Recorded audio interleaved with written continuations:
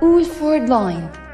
أنا شفت ناس فقدوا نعمة البصر وعبقرة، فتحدي أي نوع من الإعاقة هو حاجة لازم نفتخر كلنا بيها.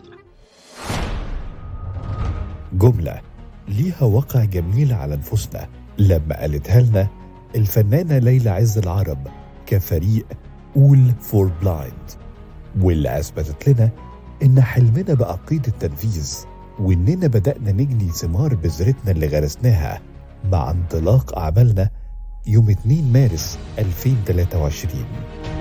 حلمنا نعبر عن كل كفيف ونغير الصورة المغلوطة المتاخدة عننا. احنا مجموعة من الشباب المكفوفين عندنا حلم وحابين ان احنا نوصل فكرة ونقول ان احنا نقدر. وعشان كده بدأنا نشتغل على 3 أهداف أساسية نوصل من خلالها صوت الكفيف، وهي التوعية والتأهيل والدمج. ونقصد بالتوعية حاجتين مهمين، وهما إننا نوعي المجتمع بينا كمكفوفين عايشين إزاي وننقل لهم صورة صحيحة، وكمان نوعي كل أسرة إزاي تتعامل مع ابنها الكفيف وتساعده إن يكون إنسان فعال في المجتمع.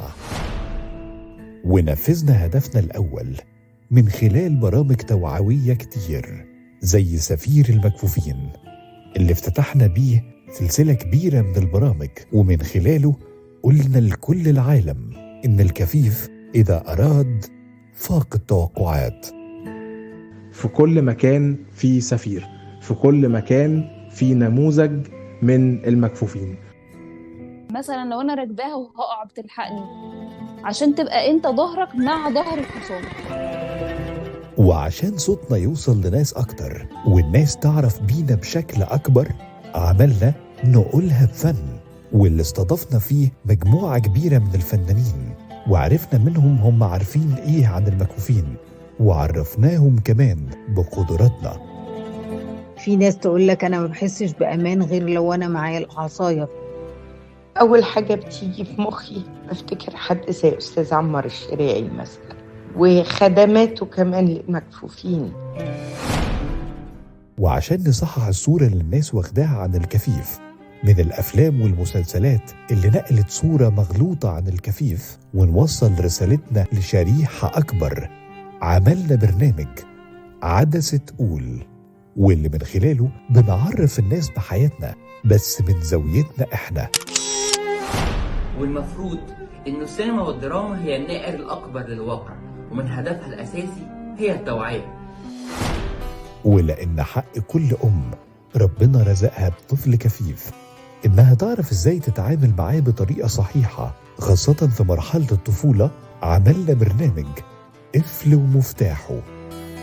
احنا في قفل ومفتاحه هندي لكل أم وأب المفتاح اللي يخلوا بيه طفلهم الكفيف إنسان قادر وفعال في المجتمع. طبعا كده أنا سلبت منه شخصية، طب أنا لازم أخليه يعتمد على نفسه. إحنا مش هننكر الإعاقة ووجودها، ولكن إحنا بنقلل المجال أو المساحة اللي ممكن الطفل الكفيف يعتمد فيها على غيره.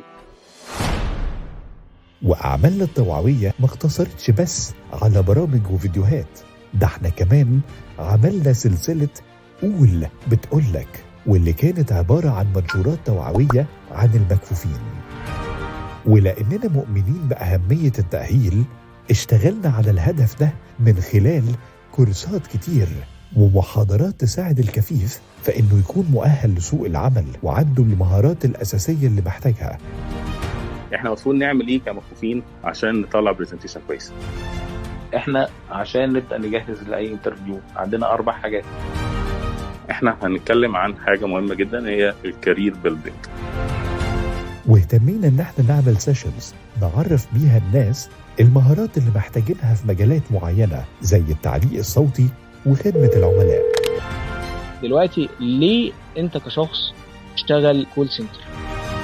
في حاجات لصالحكم كتير، الإحساس بالصوت أكتر كتير من الناس العادية. ومش بس كده، حسينا ان في مجالات كتير يقدر الكفيف انه يبدع فيها بس لو معاه الأدوات الصح. فعملنا محاضرة عن كيفية البحث عبر الإنترنت، وكورس كامل عن كتابة المحتوى، وكمان كورس عن كتابة السيناريو والحوار، وكورس في المونتاج الصوتي.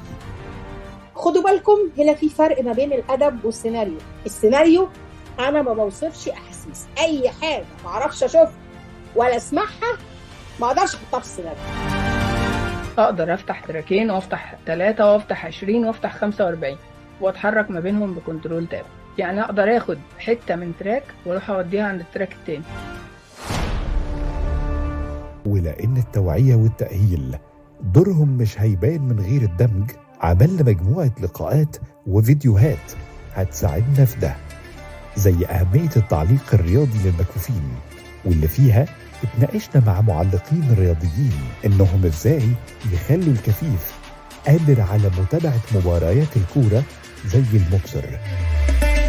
غصب عني بزعلك بطريقة الراديو، أنا عارف إن أنت مش شايف. وإزاي لو أنت مدرب كمبيوتر مبصر إزاي تدرب كفيف والعكس، واللي قدمناه من خلال سلسلة فيديوهات نقولها إزاي. بس ما تقولوش يدوس كليك يمين، قول له دوس ابليكيشنز أو حتى يدوس شيفت F10. Applications Context Menu. لو لسه أعمالنا كتير وطموحنا ما بينتهيش. هي دي الفكرة من فريقنا، ان احنا الطموح ما بينتهيش. اثبتت التجارب أن هذه الإعاقات لم تعقل المواطن والإنسان واللي عنده طموح واللي نجح أنه يكون أيضا قائد وأنه يساهم في بناء الأوطان. وخليكوا فاكرين ان احنا هنكون صوت الكفيف في مصر من اسكندرية لحد أسوان، وشعارنا نتعلم نتغير نتطور. All for Blind. نتعلم نتغير نتطور.